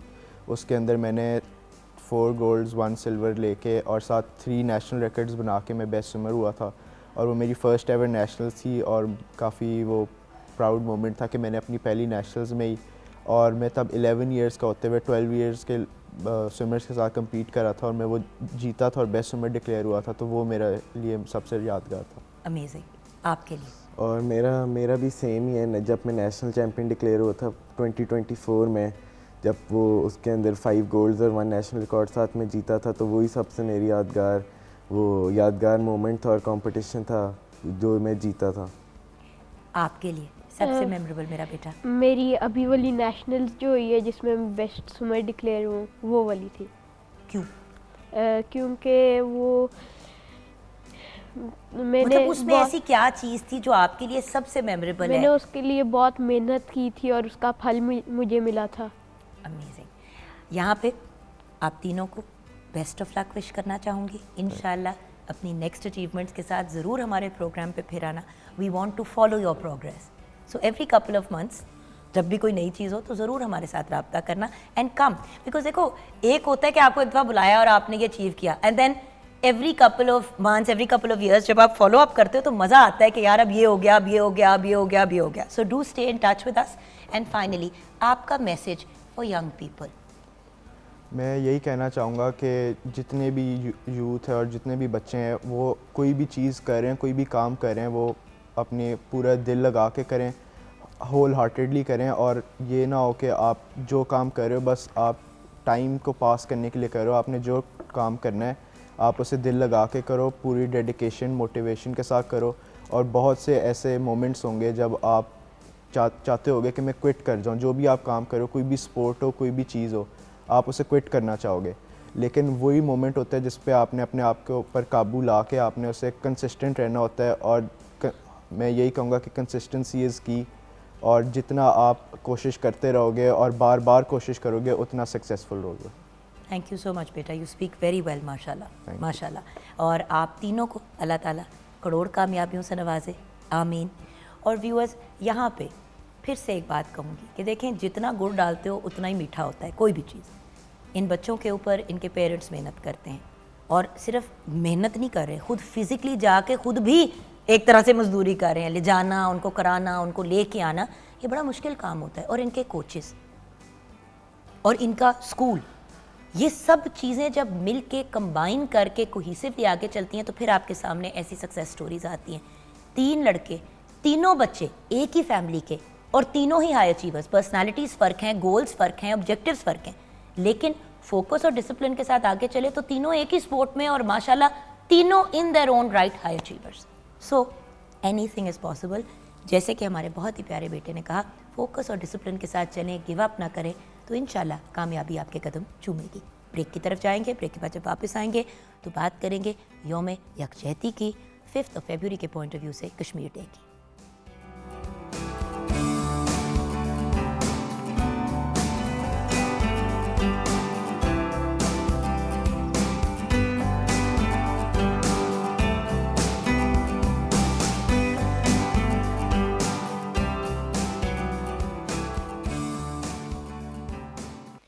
Welcome back from the break viewers. अब हम बात करेंगे 5 फरवरी के पॉइंट ऑफ व्यू से कश्मीर सॉलिडारिटी डे, यौम यकजहती. हमें ज्वाइन किया है हमारे एक्सपर्ट्स ने, हमारी उस्ताद, हमारी मेंटोर, बहुत ही ब्रिलियंट हिस्टोरियन डॉक्टर हुमैरा डार ने. अस्सलाम वालेकुम डॉक्टर. वालेकुम अस्सलाम. इनके साथ हमें ज्वाइन किया इन्हीं की स्टूडेंट ने, और बहुत ही क्यूट लगता है जब भी इन दोनों को साथ बुलाते हैं हम प्रोग्राम पे, बिकॉज वही वाली बात है ना कि डॉक्टर चमन साहिबा जो है वो सहमी बैठी होती हैं कि साथ मेरी उस्ताद बैठी है, क्योंकि उस्ताद का दर्जा माँ का होता है. तो a brilliant historian in her own right and a student of doctor Humaira Dar, doctor Chaman Hussain हमारे साथ हैं. अस्सलाम वालेकुम डॉक्टर साहिबा. अस्सलाम वालेकुम. कहाँ छोटी सी एक चमन थी जिसने पढ़ाई लिखाई शुरू की और कहाँ डॉक्टर चमन हुसैन बन गई और अपने ही उस्ताद के साथ बैठने का मौका मिला. यही तो खूबसूरती है हमारे मुल्क की, एक्चुअली हमारे कल्चर की, जो आपको वेस्ट में नहीं मिलती. Then we have with us doctor Adnan Tariq. आप असिस्टेंट प्रोफेसर हैं Institute of Global and Historical Studies at GC University Lahore. अस्सलाम वालेकुम सर. वालेकुम सलाम. 3 डॉक्टर हमारे साथ हैं लेकिन तीनों MBBS नहीं हैं, करेक्ट? यस. बिल्कुल. सो डॉक्टर साहब, आपसे बात का आगाज़ करूँगी. आज का दिन देखें, हम मुस्कुरा रहे हैं, एक प्रोग्राम के पॉइंट ऑफ व्यू से एक प्लेजेंट माहौल रखना चाह रहे हैं, लेकिन जो बात करने वाले हैं वो प्लेजेंट नहीं है, वो एक शदीद अनप्लेजेंट गुफ्तगू है.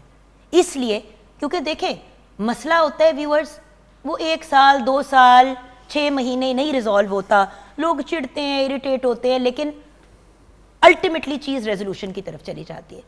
जब 7 दहाइयों से ज़्यादा गुजर जाए एक ही इशू को, और पूरी दुनिया देख रही है, इंटरनेशनल लेवल पे भी देख रहे हैं, पाकिस्तान में भी देख रहे हैं, अक्रॉस द बॉर्डर के जो मजालिम हैं वो पीक पे हैं, वो पीक को हिट करते हैं, वो नीचे आते हैं, वो फिर पीक पे वापस चले जाते हैं, लेकिन कुछ हो नहीं रहा. क्यों नहीं हो रहा? अब ये मैं पाकिस्तानियों की बात नहीं कर रही, हम तो आवाज़ भी उठा रहे हैं, अपनी सारा कुछ कर रहे हैं, लेकिन इंटरनेशनल लेवल पे भी एफर्ट्स करने बहुत ज़रूरी हैं. और इंटरनेशनल कम्युनिटी का रिकग्नाइज करना इस मैटर को as a real issue and a today issue बड़ी इंपॉर्टेंट चीज़ है. वो होता है ना, वक्त गुजरता चला जाता है तो लोग इग्नोर पे डाल देते हैं. तो डॉक्टर साहिबा, आज का दिन हम क्यों मना रहे हैं?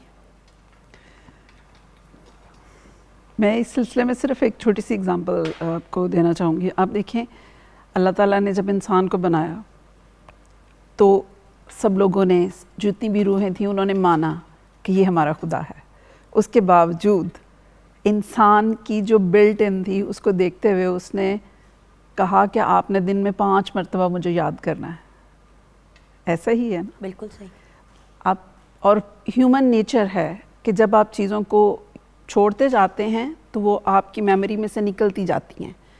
तो आज के दिन की जो इम्पोर्टेंस है वो सबसे ज़्यादा तो ये है कि हमें याद रखना चाहिए कि एक सिग्निफिकेंट जो कॉन्फ्लिक्ट है वो एग्जिस्ट करता है। जैसे आपने खुद ही कहा कि इंटरनेशनल कम्युनिटीज़ उसको फेल हो गई हैं पिछले 7 दहाइयों से उसको सॉल्व करने में। क्यों? मतलब इतने सारे इशू आए इस दौरान में जो कि सॉल्व कर दिए गए, बट इसको पेंडिंग लिस्ट में डाल दिया गया और कोशिश की जा रही है कि ये उससे भी ज़्यादा जो है वो बैक स्टेज पे चला जाए। तो ये सारी चीज़ें, मतलब आज का दिन उसको फ्रंट लाइन पे रखने की पाकिस्तान की एक कोशिश है जो कि स्टार्ट हुई तकरीबन 1990 से हमने उसको स्टार्ट किया और उसके बाद एक डे ऑफ सेलिब्रेशन बन गया। अब जस्ट सिंपल सी बात देखें, मतलब जब हम लोगों ने अपनी सर्विस स्टार्ट की तो उस वक्त शुरू में 6 सितंबर और 7 सितंबर की छुट्टी हुआ करती थी। सो एवरीबडी नोज कि वो छुट्टी क्यों हुआ करती थी, इसी तरह से सेलिब्रेशन थी। बट ग्रेजुअली बात ये कि देखिए ना, वो सेलिब्रेशन है। हाँ। ये हम एक दिन ऑब्जर्व कर रहे हैं, ये हम सेलिब्रेट तो नहीं कर रहे हैं, ये तो हम हाईलाइट कर रहे हैं। नो मैं आपके साथ अग्री कर रही हूँ, लेकिन क्योंकि वो खुशी का मौका था। हाँ, मतलब खुशी से पॉइंट ये कि भाई हम अपने शोहदा को और गाजियों को याद कर रहे हैं और उनको सेलिब्रेट कर रहे हैं कि भाई आप लोग यहाँ पे। अनफॉर्चुनेटली एक इश्यू है जो 7 दहाइयों से चल रहा है और वो हल की तरफ जा ही नहीं रहा। हम लोग और कश्मीरी हर बार 5 सितंबर को हाईलाइट करते, 5 फरवरी को हाईलाइट करते। लेकिन मेरा सवाल हमेशा, डॉक्टर मैं आपके पास आ जाती हूँ, इस बात को हम ऑफिसली कंटिन्यू तो करेंगे। आज का दिन, मैंने इसके बल्कि आना था डॉक्टर साहब इस चीज़ की तरफ कि आज का दिन छुट्टी का दिन तो मना लिया जाता है। हमारे जो बच्चे हैं या इवन उससे पिछली जनरेशन भी जो है, उनको कोई आइडिया नहीं है। जी अच्छा, जैसे डॉक्टर साहब बात कह रही थी कि किसी भी चीज़ को यादगार रहने के लिए उसको सेलिब्रेशन की तरह, उसको आप अवेयरनेस की तरह, उसके लिए जैसे स्पेसिफाई कर दिया गया है कि हमारे पास 5 फरवरी जो है एक मखसूस दिन है जिसमें हम कश्मीरियों की याद दहानी रखते हैं। और जैसे आप कह रही हैं कि आज की नई नस्ल को बिल्कुल कुछ नहीं पता, तो उसके लिए मैं एक छोटी सी एग्जांपल दूंगी कि एक तो जैसे हमारा ये प्रोग्राम है उसके तवस्सुक से पता चल रहा है, और दूसरा जब मैं रास्ते में आ रही थी तो रैली निकली हुई थी, बहुत ही छोटी सी थी, मुख्तसर सी थी, शायद वक्त के साथ साथ होते होते कम हो गई होगी। पहले बहुत बड़ी बड़ी रैलीज़ निकलती होंगी, जलसे जुलूस होते होंगे, लेकिन वक्त के साथ साथ क्योंकि लोगों की अफरा तफरी इतनी है तो ये दिन, इस तारीख़ को इस तरह से छुट्टी के तौर पर हुकूमती सतह पर मनाना और फिर लोगों में इसको अवेयरनेस लाने के लिए बताना कि हम सच में क्यों इस दिन को इतना ख़ास रखते हैं। क्योंकि देखिए ना, गवर्नमेंट के एंड से भी रैलीज और जो भी चीज़ें होती हैं उसमें अवाम ने भी तो इन्वॉल्व होना है ना व्यूअर्स। बात ये कि देखें, आपने एक चीज़, एक फॉर एग्जांपल कॉन्फ्रेंस है, आपने वो कॉन्फ्रेंस रख ली, अगर कोई अटेंड ही नहीं करेगा, सिर्फ वो लोग जो जिन्होंने उसको अरेंज किया वो करेंगे तो फ़ायदा क्या। तो डॉक्टर साहब ने एक बड़ी इंपॉर्टेंट पॉइंट की निशानदेही की कि रैलीज और सारी चीज़ें, अवेयरनेस इवेंट्स, 1000 चीज़ें हो रही हैं, अवाम घर से निकलेगी और जाके उसका हिस्सा बनेगी तो कुछ होगा ना।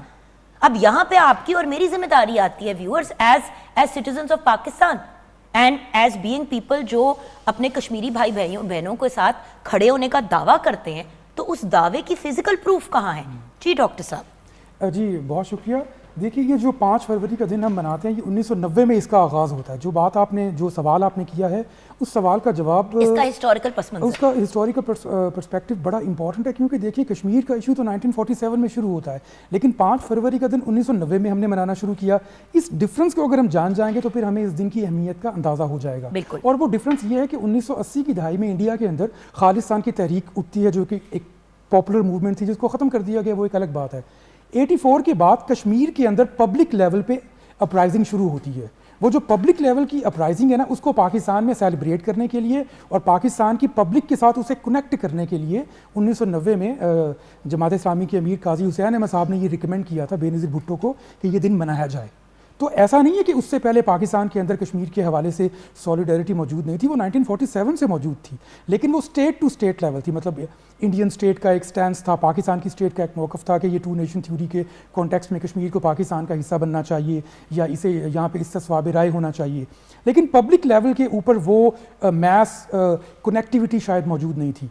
तो ये पंजाब में जो हुआ खालिस्तान की तहरीक के बाद, उसका इम्पैक्ट हमको मकबूजा कश्मीर के अंदर नज़र आता है कि वहाँ पे first time in the history of Kashmir, मकबूजा कश्मीर, हमको पब्लिक अपराइजिंग नज़र आती है बहुत मैसिव लेवल पर। तो उस पब्लिक मैसिव अपराइजिंग को पाकिस्तान की पब्लिक के साथ कनेक्ट करने के लिए पाकिस्तान की स्टेट ने 5 फरवरी को यौम यकजहती कश्मीर बनाने का फ़ैसला किया। ये तो इसका हिस्टोरिकल पर्सपेक्टिव है। और आपके सवाल का जो दूसरा हिस्सा है कि आज इसकी अहमियत क्या है, ये जो 2019 में इंडिया ने आर्टिकल 370 को एब्रोगेट किया है, उसका बुनियादी पर्पज़ अगर हम जान जाएंगे तो फिर हमारे लिए 5 फरवरी के दिन को ऑब्ज़र्व करने की अहमियत सामने आ जाती है। उसका बुनियादी पर्पज़ कश्मीर को इंडिया का हिस्सा बनाना नहीं था, इंडिया का ऑक्यूपेशन तो वहाँ पर ऑलरेडी मौजूद है। इसका बुनियादी पर्पज़ ये था कि कश्मीर के अंदर जो डेमोग्राफिक चेंज है उसको इंडिया के हक़ में लेकर आया जाए। बिल्कुल जी। और डॉक्टर साहिबा, उस डेमोग्राफिक चेंज को लाने के लिए इन्होंने क्या हरकतें नहीं की? जी बिल्कुल, पंडित उठा के ले आए वहाँ पे उनको मंदिर बना के दिए, क्लींजिंग है, मैस कम्युनिकेशन, बल्कि मैम आप ही बताएं हाँ है, क्या पॉपुलेशन की वो अलहदा है। आप देखें कौन सी रिस्ट्रिक्शंस हैं जो वहाँ की पॉपुलेशन पे और कौन सा टॉर्चर है जो वहाँ की पॉपुलेशन पे नहीं किया गया। मतलब इतने अरसे में अब अगर हम ये सोचें कि जब हम 47 अगर हम 47 से ही शुरू करते हैं अभी तक, तो क्या क्या ऐसी चीज़ें हैं जो हम हाईलाइट कर सकते हैं? ऐसे तो व्यूअर्स, आप 1 महीने की ही जो एक्टिविटीज़ वहाँ पे चल रही होती है उसी के ऊपर आप, मतलब अगर हम पिछला एक जो महीना गुजरे उसी में जो स्पेसिफिक्स में चले जाएं तो आपका प्रोग्राम खत्म हो जाएगा, आपकी गुफ्तगू नहीं खत्म होगी। लेकिन अगर हम जिनको हम अंग्रेजी में क्लिफ नोट्स भी कहते हैं, अगर हाईलाइट करें तो क्या क्या हो चुका है वहाँ पे? जैसे मैंने शुरू में बात की थी पैलेट गन्स की, जब हमने प्रोग्राम का आगाज़ किया 10 o'clock कि पैलेट गन्स, ये बीच में ये भी फनकारी की। तो शुरू से शुरू करते हैं कि क्या क्या मसाइल थे। अगर पब्लिक अपराइजिंग हुई तो उसका कोई रीज़न था? उसकी आप देखें ना, वो सारी रिस्ट्रिक्शंस जो वहाँ पे लगाई गई उन, और मतलब फ्रॉम द वेरी बिगिनिंग जो एक क्लींजिंग मुस्लिम पॉपुलेशन को कम करने की एफर्ट्स थी। आप ये देखें कि जब शुरू में 47-48 में ही ये मुस्लिम जो एक तरह से रेजिस्टेंस वहाँ पे स्टार्ट होती है, उसकी मेन रीज़न जो वहाँ का राजा था, महाराजा था, उसने जो मुसलमान थे उनका एक कत्लेआम जो स्टार्ट किया था, उसके अगेंस्ट ही वो स्टार्ट हुई थी ना। मतलब ये तो 47 से ही स्टार्ट हो गया था आइडिया कि जी मुसलमानों की पॉपुलेशन को वहाँ पर हमने कम करना है, और ग्रेजुअली जो है वो डिफरेंट स्टेप्स जो हैं वो उठाए जाते रहे, जिसमें ये मर्द गायब कर दिए घरों के सारे, लड़के उठा लिए, बाप उठा लिए घरों के। अच्छा, अब घरों में सिर्फ खवातीन है। अच्छा, स्कूल्स, कॉलेजेस, यूनिवर्सिटी सब बंद हो गए इस खौफ से कि अगर बाहर भेजेंगे कर्फ्यूज इम्पोज हो गए। अभी तो मेडिकल फोन एक्सेस 0 कर दी। मतलब आप सोचें कि जैसे हम किसी इंसान को काल कोठड़ी में बंद कर देते हैं, उस तरह कश्मीर को एज अ होल नेशन काल कोठड़ी में बंद कर दिया, और फिर जो जी में चाहा किया। बहुत सी चीजें तो हम तक पहुंचती नहीं है और पहुंच पाई नहीं क्योंकि उन्होंने एक्सेस बंद कर दी। देखिए, इंटरनेशनल कम्युनिटी भी तब एंगेज होती है जब उनको कुछ नजर आता है। मसला ये है कि नजर अब फिर से आना शुरू हो गया क्योंकि दुनिया में अब हमारी एक्सेस बेहतर हो गई है। एक ऐसा भी वक्त था कि अगर अखबार में खबर आई तो आई, या टीवी पे देखा तो देखा, तो जब वहां पे कोई फुटेज ही नहीं बनेगी तो बंदा क्या लगाएगा? आप बोल जितना भी रहे, लोग तभी मानते हैं जब वो देखते हैं, और दिखाने के लिए कुछ था नहीं। ब्रेक की तरफ जाएंगे, ट्रिब्यूट पेश करते हुए अपने कश्मीरी भाई बहनों को। ब्रेक के बाद जब वापस आएंगे तो डॉक्टर चमन से जानेंगे अभी ऑन ग्राउंड क्या हालात है। और सच्ची बात है, हमारे तीनों एक्सपर्ट्स हमें यही गाइड करेंगे कि हम एज अवाम अपनी सपोर्ट कैसे शो कर सकते हैं और इस वक्त किन चीज़ों की ज़रूरत है on a national international level. Break के बाद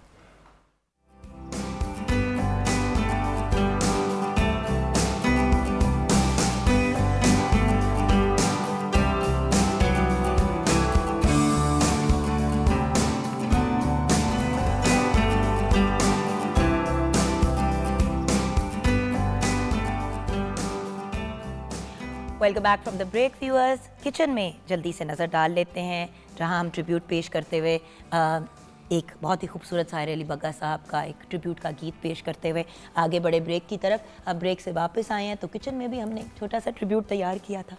जी, हमने जुगन तैयार किया है कश्मीरी चिकन मसाला, बहुत ज़बरदस्त सा बना है और आप इसको ट्राई करें। नान के साथ खा लें, नान के साथ, खा लें, रोटी के साथ, चावल के साथ, चावल के साथ भी।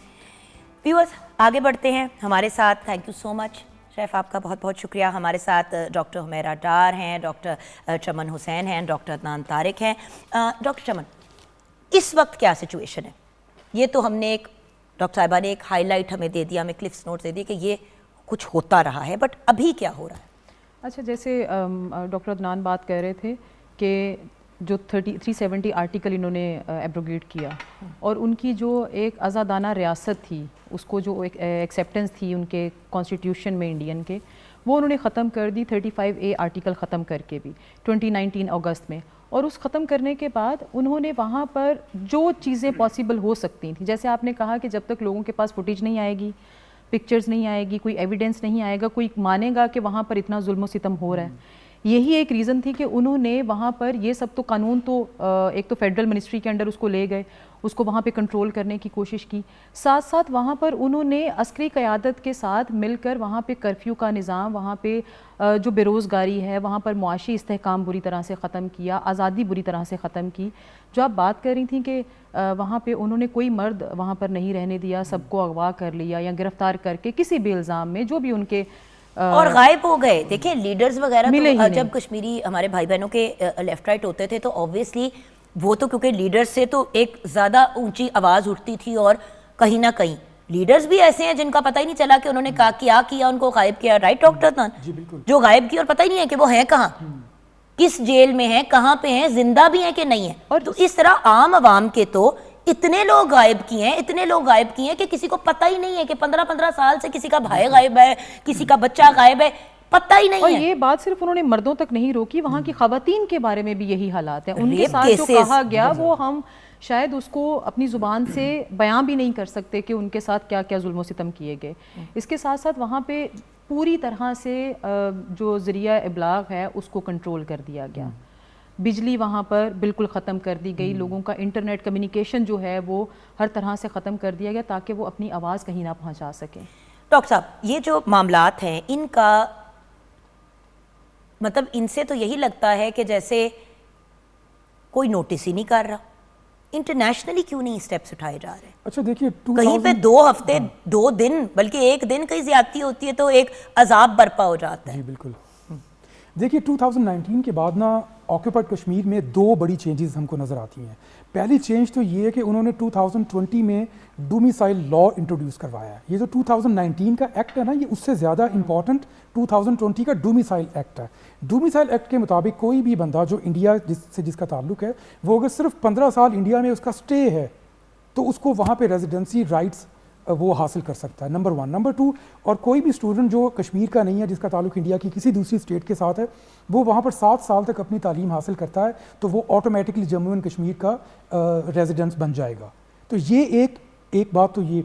और इसके थ्रू किया ये गया, दिखाया तो ये जा रहा है ना कि जैसे स्टूडेंट्स को और उनको बेनिफिट्स दे रहे हैं, ये तो एक एक्सटर्नल लुक है। एक्चुअली जो किया जा रहा है वो ये है कि डिफरेंट मतलब पंडित और इस तरह जो वहाँ के रिलीजियस लीडर्स हैं, हिंदू रिलीजियस लीडर्स, मुस्लिम ऑब्वियसली मुस्लिम्स को तो वो रिड्यूस करना चाह रहे हैं कि जब कभी इलेक्शन का टाइम आए और एक मसला पड़े कि भाई आप लोगों ने फ्री इलेक्शंस के थ्रू ही डिसाइड करना है, उस वक्त एक्चुअली इतने ज्यादा हिंदू कम्युनिटी वो वहां पे बना चुके हों और लोगों को, और वहां पे अगर आप हिंदू कन्वर्ट हो रहे हैं तो आपको क्या बेनिफिट्स मिल रहे हैं। उसके अलावा जो लोग वहां पे मंदिर बना रहे हैं और जहां पे वो जो पंडित वहां पे जाके अपनी प्रैक्टिस कर रहे हैं, अपनी रिलीजियस प्रैक्टिसेस कर रहे हैं, उनको कितने कितने बेनिफिट्स, इतनी ज़मीन दी जा रही है। जो लोग इतना सा हिस्सा जो है वो इंडिया में नहीं अफोर्ड करते थे, उनको इतनी बड़ी बड़ी ज़मीनें दी जा रही हैं, तो जाहिर ही क्यों नहीं लोग उठ के जाएंगे। बिल्कुल। तो लोगों को भी वहां से उठा के शिफ्ट किया जा रहा है और यहाँ से भी और वहां पे ऑन ग्राउंड मुसलमानों की रिडक्शन की जा रही है। जी, उनकी डबल स्ट्रेटजी है। एक तो ये कि वहाँ पर हिंदू पंडित और इंडिया की दूसरी स्टेट से लोगों को लाकर बसाया जाए, और दूसरे नंबर पे वहाँ के जो कश्मीरी मुस्लिम्स हैं उनकी तादाद को कम किया जाए। तो ये डेमोग्राफिक चेंज जो है ये टू प्रोंग्ड है। अच्छा, इसके बाद दूसरा जो इंपॉर्टेंट हमको फिनोमिना नज़र आता है कि वो ये है कि उन्होंने 2019 के बाद जो नए लॉज ऑफ सर्वेलेंस इंट्रोड्यूस करवाए हैं, उसके मुताबिक वहाँ पे इंडियन स्टेट के अपने क्लेम के मुताबिक 4000 से ज़्यादा लोग अंडर ट्रायल हैं कि वो एंटी स्टेट एक्टिविटीज़ में इन्वॉल्व हैं। ये इंडियन स्टेट की फिगर है। ह्यूमन राइट्स की जो फिगर है वो 8000 से ज़्यादा की है, और ये दोनों फिगर्स रजिस्टर्ड हैं। जो नॉन रजिस्टर्ड केसेस हैं उनकी तादाद शायद 20,000 से भी ज़्यादा है। सो ये सिचुएशन है व्हाट टू डू। मैडम, ये आपका पैगाम भी है और आपकी सजेशंस भी हैं। सबसे पहले तो हमें अपने आप को मजबूत बनाना है ताकि हम दूसरों को ये पैगाम दे सकें, कश्मीरियों को ख़ास तौर पर ये बता सकें कि हमारे साथ मिलना डिसएडवांटेज में नहीं जाएगा। सो हमें अपनी social, political, economic stability show करनी है दुनिया को। और दूसरी चीज़ ये है कि सोशल मीडिया को इस्तेमाल करना है हमने ये मैसेज कम्युनिकेट करने के लिए, ऑक्युपाइड कश्मीर के लोगों को ये बताने के लिए कि हम यहाँ पर उनकी तकलीफ़ को बिल्कुल उसी तरह से फ़ील करते हैं जैसे वो वहाँ पर फ़ील कर रहे हैं। तो ये आप ये देखें कि हम क्या कर सकते हैं। इंटरनेशनल कम्युनिटी को क्या कहना चाहिए, मैडम सारा दिन फजूल की रीलें लगाते रहते हैं, सारा दिन फजूल की पोस्ट लगाते हैं। बिल्ली दूध पी रही है उसकी आपने वीडियो लगा दी। नहीं, I am being very honest and blunt with you कि भाई ये क्योंकि बिल्लियों की वीडियोस बड़ी वायरल होती है, खरगोशों की वीडियोस बड़ी वायरल होती है, तो उसकी वीडियोस बना के अच्छा बेतुकी चीज़ें अपने हम सोशल मीडिया पे कॉन्स्टेंटली लगाते रहते हैं। भाई जहाँ पे आप डेली की फनकारियाँ लगा रहे हैं, हर रोज़ अगर एक पोस्ट अपनी स्टोरीज में हम कश्मीर की लगा दें, हाँ बिल्कुल एक पोस्ट लगा दो भाई।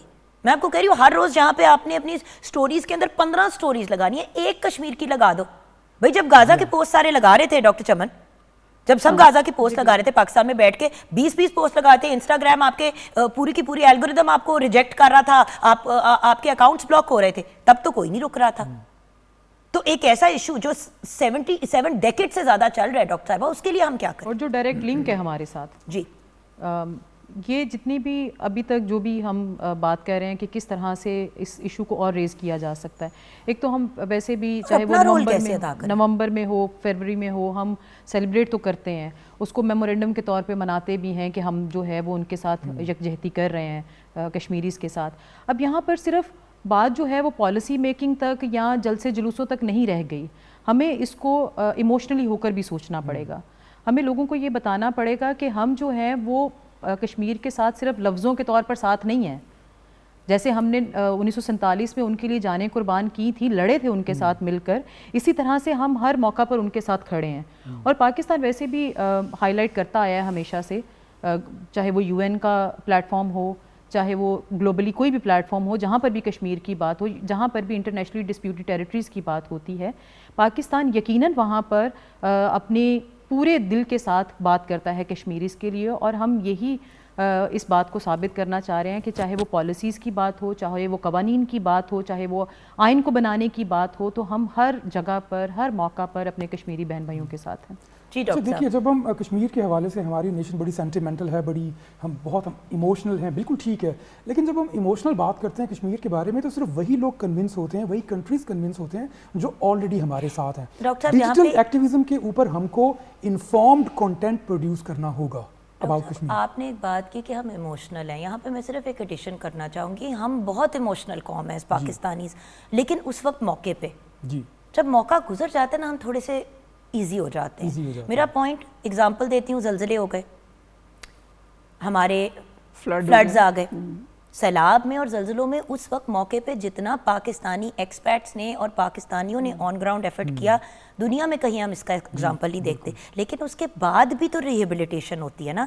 उसी तरह कश्मीर में अगर कोई इंसिडेंट होता है, हम उसको हाईलाइट करते हैं, वो उन दिनों में हाईलाइट होता है, लेकिन फिर बाकी साल में 365 डेज होते हैं भैया, सिर्फ नवंबर और फरवरी के 2 दिन नहीं आप काउंट कर सकते। जी बिल्कुल बिल्कुल। अच्छा, देखिए कि जो हमारा इमोशनल अटैचमेंट है वो बड़ी इंपॉर्टेंट है, लेकिन जिस साइड पर आप बात को लेकर गई है ना, मैं भी उसी तरफ लेकर जाना चाहता हूँ कि जब आप रूटीन लाइफ में होते हैं तो जो आपका जो इन्फॉर्म्ड कंटेंट है, जो फैक्ट्स एंड फिगर्स होते हैं, जो एक serious engagement of the narrative है, वो बहुत ज़रूरी होती है।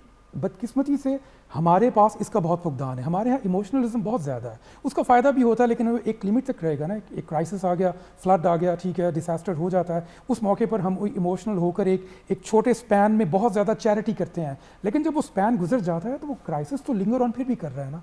तो वो जो आपकी इमोशनलिज्म है वो स्पैन की हद तक रह जाती है। बाद में आपको बहुत संजीदगी के साथ इश्यूज़ को लेकर चलना चाहिए। बदकिस्मती से हमारे यहाँ इस चीज़ का थोड़ा सा फुकदान है। हमारे डिजिटल मीडिया को, सोशल मीडिया को इस सीरियसनेस की जानिब बहुत सीरियसली तवज्जो देनी चाहिए। बिल्कुल सही। सॉरी, एक बात मैं इसमें ऐड करना चाहूँगी सारी डॉक्टर कि हमारे जो जिन बच्चों की आप बात कर रही थी जो कि बिल्ली और इस तरह की छोटी डेली लाइफ की बताते रहते हैं, उसमें मेन चीज़ आप कह रही हैं कि वो रोज़ कश्मीर की एक वीडियो लगा दें। तो आप ये देखें कि हम तो एजुकेट ही नहीं कर रहे बच्चों को, हम उनको तारीख से इतना दूर लेके जा रहे हैं और कोशिश कर रहे हैं कि सिर्फ वो जो फैक्ट्स विकिपीडिया के थ्रू उन तक पहुंच रहे हैं जो मोस्टली, क्योंकि आज छुट्टी है तो बहुत से यंग लोग, टीनेजर्स वगैरह जो हैं वो एक पोस्ट लगा देंगे कश्मीर सॉलिडारिटी डे। किस चीज़ की सॉलिडारिटी, क्या मामलात हैं वहाँ पे, है क्या कि कल को अगर आपकी पोस्ट पे कोई बाहर का बंदा, कोई फॉरेनर, कोई आपका जानने वाला, कोई वो जो जिसका पाकिस्तान से ताल्लुक नहीं है, आपको मैसेज करता है तो आपके पास कोई जवाब तो होना देने के लिए। अल्टीमेटली मैडम का पॉइंट बहुत इंपॉर्टेंट है कि अपने यंग बच्चे बच्चियों को गाइड करना। देखें, असातिज़ा तो अपना काम कर रहे हैं लेकिन ये रिस्पॉन्सिबिलिटी सिर्फ स्कूलों की नहीं है। ये एज अ पाकिस्तानी हमारी तरबियत में जो आप लोग नॉलेज में इजाफा करते हैं कि जिस तरह हम कुरान सुन्नत की बात करते हैं, हम बाकी सारी चीज़ें बात करते हैं अपने बच्चों को रेस करते हुए, वहाँ पे ये एक बड़ा इम्पॉर्टेंट टॉपिक है जिस पे आगाही देना, अवेयरनेस देना इम्पॉर्टेंट है और बच्चों को बताना कि क्या हो रहा है। जी बिल्कुल। और फिर टू बी ऑनेस्ट, एक कोई सब्जेक्ट स्कूल्स में होना चाहिए जहाँ पे कश्मीर से रिलेटेड गाइडेंस दे, ताकि आगे यही यंग लोग हमारे कश्मीरी भाई बहनों के लिए आवाज़ उठाएं। वैसे तो अल्लाह करे कि जब तक हमारे बच्चे आगे जाके बड़े हों तो तब तक कश्मीर बन चुका हो पाकिस्तान। इसी नोट पे, इसी दुआ पे आज का प्रोग्राम क्लोज करेंगे कि या अल्लाह ताला हमारे कश्मीरी भाई बहनों के लिए आसानियाँ पैदा करें, उनको एक आज़ाद मुल्क में सांस लेने का मौका दें और इंशाअल्लाह एक दिन कश्मीर बनेगा पाकिस्तान। कश्मीर जिंदाबाद, पाकिस्तान जिंदाबाद।